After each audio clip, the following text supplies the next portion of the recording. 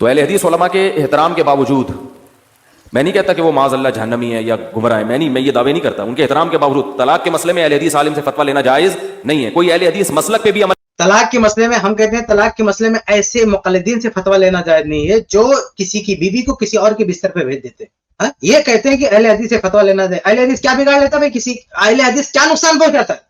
اگر اہل حدیث سے کوئی فتویٰ لینے آتا ہے تو اہل حدیث نے کیا نقصان پہنچایا میاں بیوی کو؟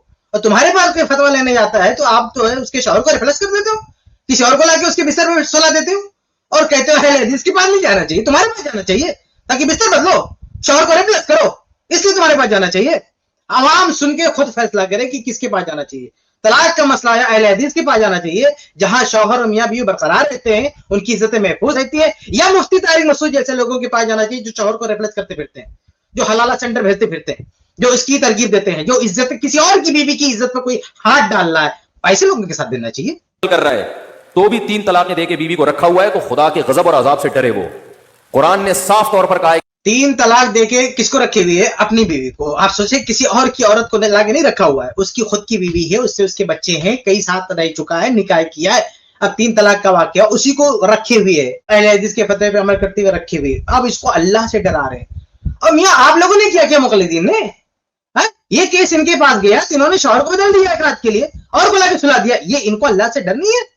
ان کو اللہ کا خوف نہیں ہے جو دوسروں کی بیویوں کے شوہروں کو بدلتے پھرتے ہو؟ ان کے بستر پہ کسی اور کو لا کے ایک رات ہوٹل بک کر کے کسی اور کو سلاتے ہو؟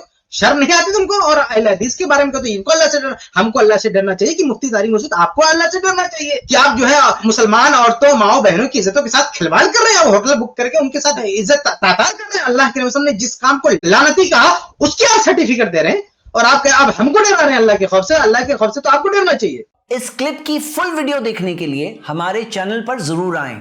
آئی پلس ٹی وی نے ایک نیا یوٹیوب چینل شروع کیا ہے جس کا نام ہے آئی پلس ٹی وی اختلاف کا حل.